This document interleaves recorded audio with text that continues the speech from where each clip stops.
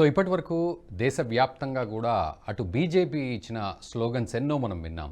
మోదీ హేతో ముమ్కిన్ హే అని, తర్వాత ఔర్ ఎక్ బార్ మోదీ సర్కార్ అని, తర్వాత దీనికి తోడు అబ్ కీ బార్ 400 పార్ అంటూ రకరకాల నినాదాలు మనం విన్నాం. అండ్ నిన్నటికి నిన్న తెలంగాణలో మోదీ మాట్లాడిన మాటల్లో నేను మోదీ కుటుంబం అనే నినాదం కొత్తగా వింటున్నాం. నా దేశం నా కుటుంబం అని ప్రధాని మోదీ అన్న సందర్భాన్ని మనం చూసాం.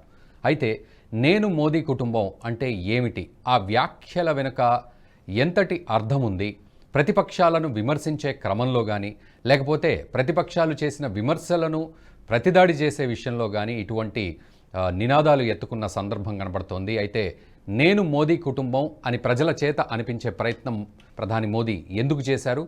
మరోవైపు అటు తెలంగాణలో ముఖ్యంగా అటు బీఆర్ఎస్పై అంటే గత ప్రభుత్వంపై అండ్ ఇప్పుడున్న ప్రభుత్వంపై కూడా విమర్శలు చేశారు. అటు బీఆర్ఎస్ మరోవైపు ఇటు కాంగ్రెస్ ప్రభుత్వాలు కూడా అవినీతికి పాల్పడుతూ ఉన్నాయి, తెలంగాణ రాష్ట్రాన్ని ఇటు అవినీతికి ఏటీఎంలా వాడుకుంటున్నాయంటూ పూర్తిగా విమర్శలు చేశారు. మరోవైపు అటు కాంగ్రెస్ కూడా తీవ్ర విమర్శలు చేసింది. బీజేపీ అండ్ బీఆర్ఎస్ కలిసే వెళ్తున్నాయి ఇటు పార్లమెంట్ ఎన్నికల్లో, అందుకే బీజేపీ ఎక్కడెక్కడైతే సీట్లు కేటాయించిందో అక్కడ బీఆర్ఎస్ చాలా జాగ్రత్తగా అడుగులు వేసింది, బీజేపీకి ఎక్కడ అడ్డు రాకుండా అంటూ కూడా తీవ్ర విమర్శలు చేసిన ప్రయత్నం అటు కాంగ్రెస్ చేసింది. సో ఓవరాల్గా ఇటు నేను మోదీ కుటుంబం నినాదం వెనక అర్థం ఏమిటి, మరోవైపు ఈ విమర్శలు ప్రతి విమర్శలు ఎటు దారి తీస్తున్నాయి, వాటి అర్థాలు ఏమిటి, ఇవన్నీ కూడా మనం మాట్లాడదాం. మనతో పాటు ప్యానెల్లో ఉన్నారు అటు కాంగ్రెస్ నుంచి అంబాసిడర్ వినోద్ గారు ఉన్నారు. వినోద్ గారు నమస్తే అండి, welcome to Nationalist hub. And రాజకీయ సామాజిక విశ్లేషకులు బండారు రామ్మోహన్ రావు గారు ఉన్నారు. రామ్మోహన్ రావు గారు నమస్తే అండి, welcome to Nationalist hub. So ముందుగా వినోద్ గారి దగ్గర నుంచి నేను స్టార్ట్ చేస్తాను. సో వినోద్ గారు, అంటే ముఖ్యంగా లాలూ ప్రసాద్ యాదవ్ చేసిన వ్యాఖ్యలు మోదీకి కుటుంబమే లేదు అనే వ్యాఖ్యల్ని ఒక తీవ్ర అంటే పూర్తిగా ఒక గట్టి కౌంటరే ఇచ్చారు, దేశవ్యాప్తంగా ఒక పెద్ద కౌంటరే ఇచ్చారు అనేది ఒక చర్చ నడుస్తోంది. సో నేను మోదీ కుటుంబం అని అనడంలో మరి దాన్ని మీరు ఎలా అర్థం చేసుకుంటున్నారు? దీనికి తోడు అటు తెలంగాణలో కూడా తీవ్ర విమర్శలు చేశారు, నిన్న మొన్న వచ్చిన క్రమంలో అటు విమర్శలు చేశారు అటు కాంగ్రెస్ ప్రభుత్వంపై కూడా. సో దీన్ని ఏ విధంగా తీసుకుంటున్నారు? రవి గారు, మీ నేషనల్ టీవీ ద్వారా ప్రేక్షకులకు అందరికీ నమస్కారం. తర్వాత రామ్మోహన్ రావు గారు ఉన్నారు, తోటి ప్యానలిస్ట్ ఇక్కడ ఉన్నారు, వారికి నమస్కారం. మీరు ఏదైతే ఈరోజు మోదీ గారి కామెంట్స్ మీద చర్చ పెట్టడం కొంతవరకు సబబే అనిపిస్తుంది. ఎందుకనంటే జనాలకు ఇది పరివారము అనేది ప్రతి మీటింగ్ లో ప్రతి డిస్కషన్ లో ఇప్పుడు మోదీ గారు మొదటి నుంచి అంటున్నారు ఏమని, ఈ కాంగ్రెస్ పార్టీ ఇంకా మిగతా రీజనల్ పార్టీస్ అన్ని కుటుంబ పార్టీలు, తర్వాత వాళ్ళ కుటుంబ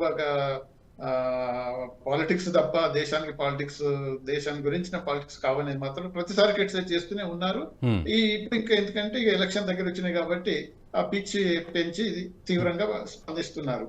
అయితే మీరు అన్నది ఏంటంటే లాలూ ప్రసాద్ యాదవ్ ఏదైతే మోదీ గారికి అంటే కుటుంబం లేదు కాబట్టి ఆయనకు కుటుంబ సమస్యలు ఏం తెలుస్తాయి అనే పద్ధతిలో మాట్లాడినప్పుడు మోదీ గారు 140 కోట్ల ప్రజలే నా కుటుంబం అనేది అలా క్లెయిమ్ చేసుకోవటం అనేది మొదలు పెట్టారు. దాంట్లో తప్పులేదు, ఆయన ప్రధానమంత్రి, దేశానికి ప్రధానమంత్రి కాబట్టి దేశవాసులందరూ సిటిజన్స్ అందరూ ఆయన కుటుంబ సభ్యులే, ఆయనే కుటుంబ పెద్ద, తప్పేం లేదు అంటాం. కానీ అది ఎంతవరకు వారు అక్షరాల పాటిస్తున్నారు, ఎన్ని కుటుంబాలు ఎన్ని బాధలతోని అంటే కుటుంబ సభ్యులు ఎంతమంది ఎంత బాధలు పడుతున్నారు అవన్నీ అనలైజ్ చేసి వాటికి గనుక సరి అయిన మార్గాలు చూపించి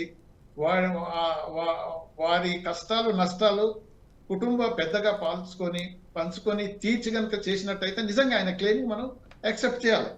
కానీ పొలిటికల్ గిమ్మిక్ లెక్క ఏది వీళ్ళంతా నేను మోదీ కుటుంబ సభ్యుని అనేది ఒక స్లోగన్ లెక్క తీసుకొచ్చి ఆ మాత్రం పొలిటిక్స్ ఆడిన తర్వాత మిగతా గవర్నమెంట్ పాలసీస్ అయినా కార్యక్రమాలైనా ప్రతి ఒక్క కుటుంబ సభ్యుని క్షేమాన్ని బాగోగుల గురించి ఆలోచించే పద్ధతులు మాత్రం కనిపించట్లేదు. అందుకనే మేజర్ క్రిటిసిజం అది, నువ్వు మాటల్లో చెప్పటం కాదు కానీ చేతుల్లో చెప్పట్లేవు అనేది.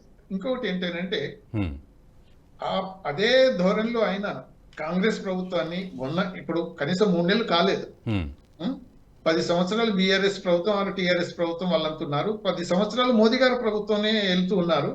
ఇన్ని అవకతవకలు ఉన్నప్పుడు మోదీ గారిని ఎవరు ఆపారు చర్యలు తీసుకోకుండా? అదే కదా ఆల్ ఆఫ్ ఎ సడన్ ఇప్పుడు వీళ్ళు కాంగ్రెస్ ప్రభుత్వం ఏర్పడి ఇప్పుడు మనం యాక్చువల్ గా అంటే ఒక న్యూట్రల్ స్టాండ్ పాయింట్ ఆఫ్ లో చూస్తే ఇప్పుడు కాళేశ్వరం మీద ఇంత అయింది అని ఇప్పుడు ఎలిగేషన్ మోదీ గారు అని దాంట్లో కాంగ్రెస్ కూడా అంటే బాగా ఉన్నది కాబట్టి ఆ రహస్యాలను దాచిపెడుతున్నారు అనేది చెప్పడం ఎంతవరకు సబబు?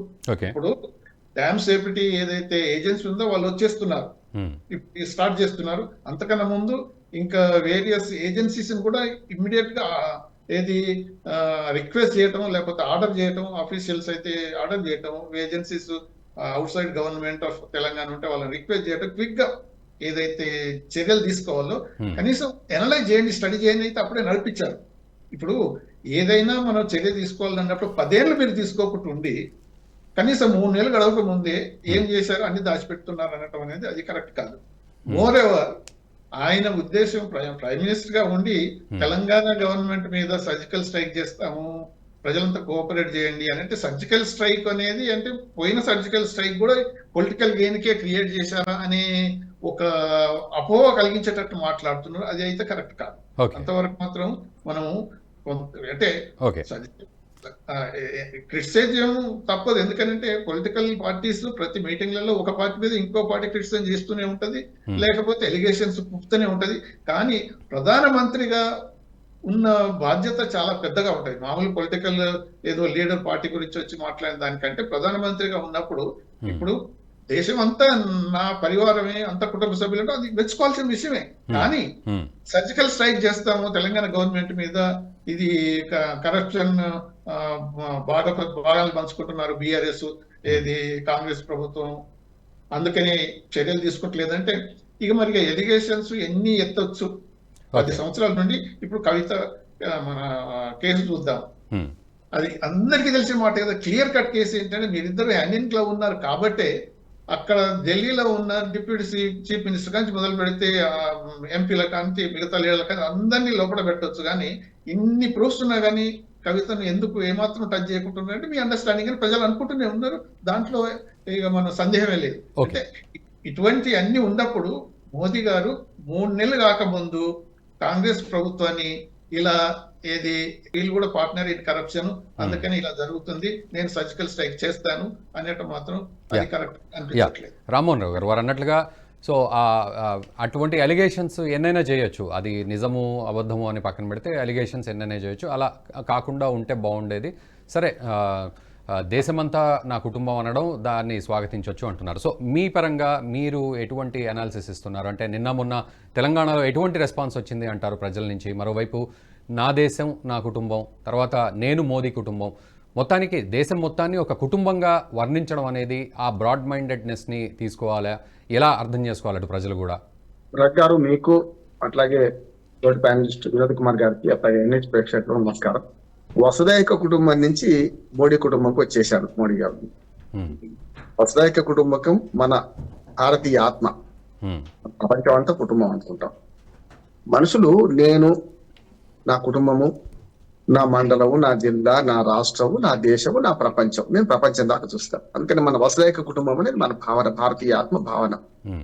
దాని నుంచి మోడీ కుటుంబానికి వచ్చేసారు. కుటుంబం గురించి మోడీ గారు గతంలో 2-3 మాట్లాడారు, నేను చాలా ఇంప్రెస్ అయ్యాను. ఏంటంటే పార్టీయే కుటుంబంగా వరం వేరు, పార్టీని కుటుంబం నడపడం వేరు కదా. కుటుంబ రాజకీయాల గురించి గతంలో మోడీ గారు మాట్లాడుతున్నప్పుడు మంచి సూచన ఇచ్చారు. ఏమనంటే కాంగ్రెస్ పార్టీని కుటుంబం నడుపుతుంది, మీరు ఖర్గే ఉన్నా ఇంకెవరున్నా వారిని నడపనియారు, వాడే నడుపుతారు. అందుకని కుటుంబ పార్టీగా మారింది. అది కుటుంబం నడుపుతారు, ఒక కుటుంబం మొత్తం పార్టీ నడుపుతారు. ఇప్పుడు చూడండి, ఎవరిని ఏమన్నా తిట్టుకున్నా కాంగ్రెస్ పార్టీలో ఏం కాదు, ఎవరిని తిట్టి అవుతుంది, సోనియా గాంధీ తిట్టినా రాహుల్ గాంధీ తిట్టినా వాడు బయటకు పోవాల్సి వస్తుంది కదా. అంటే కుటుంబం పార్టీ నడపడం. అట్లాగే బీజేపీ స్లోగన్ మొదటి నుంచి కూడా 3 ఉన్నాయి. ఒకటేమో వ్యక్తి కంటే పార్టీ గొప్ప, పార్టీ కంటే దేశం గొప్ప. అంతేగా? నిజమే, ఎవరైనా అనుకోవాల్సిందే. వ్యక్తి కంటే ఖచ్చితంగా దేశం గొప్ప కావాలి, అది పార్టీ ఉన్నా పార్టీ లేకపోయినా. కనుక ఈ విషయంలో మోడీ గారు ఎక్కడ ఉన్నారంటే, లాలూ ప్రసాద్ యాదవ్ విమర్శ అహేతుకమైనది, సహేతుకం కాదు, దుర్మార్గమైన విమర్శ. నిజంగానే లాలూ ప్రసాద్ కుటుంబం గురించి మాట్లాడితే, లాలూ ప్రసాద్ తన కుటుంబం పాలన నడిపించింది కదా, రాబ్రీ దేవ్ ముఖ్యమంత్రి చేసిండు ఆయన తర్వాత కొడుకును, అంతేకాదు. మరి ఆయన ఉన్న పార్టీ, ఆయన మద్దతు ఇస్తున్న పార్టీ కుటుంబ పార్టీ కదా. ఈయన కుటుంబం లేదని విమర్శించే ముందు మీరేం చేస్తున్నారో అంటే గురువింద గింజ తన నలిపారు కదా అన్నట్టు మాట్లాడాలి కదా. కనుక లాలూ ప్రసాద్ యాదవ్ ప్రతి విమర్శ అనుకోవడం లేదు. ఇవాళ ఏమైనా వసుదైక కుటుంబం నుంచి రేపటి ఎన్నికల కోసం మోడీ కుటుంబం అనే భావన తీసుకొస్తున్నారు. ఖచ్చితంగా రేపు ఎన్నికల ప్రయోజనమే. గతంలో సామెత ఉంది, ఓ శెట్టి గారు, అంటే నేను కులాన్ని విమర్శించను, మన మాట అట్లా వచ్చింది కనుక వ్యాపారంగా ఆలోచించేవాడు ఎవరైనా సరే శెట్టి అనకున్నా వరదలు కొట్టుకుపోతున్నాడ. ఒక కొత్త ఆయన వచ్చారు, వరదలు కొట్టుకుపోతున్న ఆయన ఎవరు రక్షిస్తలేరు, గొడ్డు గోదాన్ని అందరిని రక్షించారు, ఆయన ఎవరు రక్షిస్తలేరు అని అడిగితే అమాయకంగా ఆ ఊరు వాళ్ళందరూ ఉన్నట, శెట్టి గారు వరదల్లో ఊరికే కొట్టుకుపోరండి, ఏదైనా ప్రయోజనం ఉంటే కొట్టుకుపోతారు. ఎన్నికల ప్రయోజనాల కోసం ఇవన్నీ మాట్లాడుతున్నారు. అన్ని అందరూ రాజకీయ కానీ ఏం లేదు. తమ్ముడు తమ్ముడే, బామ్మర్ది బామ్మర్దే, తమ్ముడు తమ్ముడే, పేకాటి పేకాటే అన్నట్టు ఇవాళ అధికారిక కార్యక్రమాల్లో నిజంగా చెప్పాలంటే మోడీ సంస్కారాన్ని అర్థం చేసుకోని కేసీఆర్ అహంకారంతో పోయి తన సీటు ఖాళీ ఉంచుకున్నాడు. అక్కడ పోయి ఆయన సీటు అప్పుడే పోయింది. మీరు మన రైల్వే శాఖ పనులు సికింద్రాబాద్ అభివృద్ధి మన రైల్వే స్టేషన్ అభివృద్ధి కార్యక్రమంలో భాగంగా పెరడ్ కౌన్సిల్ మీటింగ్ పెట్టి అధికారిక కార్యక్రమం జరిపాడు. సీఎం పుట్టి అక్కడ పక్కన వేశాడు, ఈయన పోలే. ప్రజలు తిరస్కరించింది, అయిపోయింది, సీటు ఖాళీ పొమ్మన్నారు. అందుకనే ప్రభుత్వాలు శాశ్వతము, పార్టీలు శాశ్వతం కాదు అని అర్థం చేసుకున్న రేవంత్ రెడ్డి ఏ పార్టీలో ఉన్నా సార్. అందుకని ఇవాళ 4-5 విజయాలు సాధించిండు. అవి మేము ఎప్పుడో చేసామని టీఆర్ఎస్ వాళ్ళు అంటుంటే చాలా శుద్ధ తప్పు. ఎప్పుడు వచ్చామన్నది కాదు, ఏం చేసామన్నది ముఖ్యం కదా. మీరు ఏం చేశారన్నది దాకా కంటోన్మెంట్ రోడ్ల విషయంలో ఫలితాలు సాధించలేదు. కనీసం మెహదీపట్నం ఫ్లైఓవర్ అక్కడ మా స్కై వాక్ కట్టారంటే 256 ఎకరాల భూమి సాధించలేకపోయిండ్రు కదా.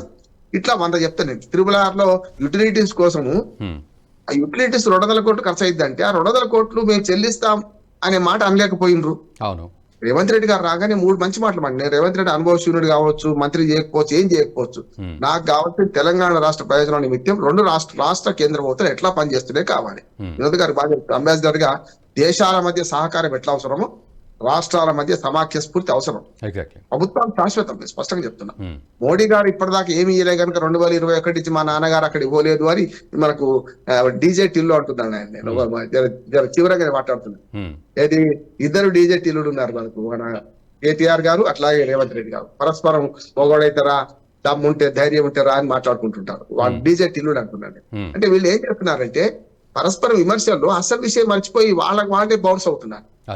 ఇవాళ రేవంత్ రెడ్డి రాగానే ఒక మంచి మాట చేసింది. అంటే అసదుద్దీన్ ఓవైసీ నుంచి మొదలు పెడితే, కేసీఆర్ గారి నుంచి మొదలు పెడితే నేను పాఠాలు నేర్చుకుంటాను, నేను వాళ్ళ సలహాలు తీసుకుంటాను అని కిషన్ రెడ్డి గారికి ఉత్తరం రాసిండు.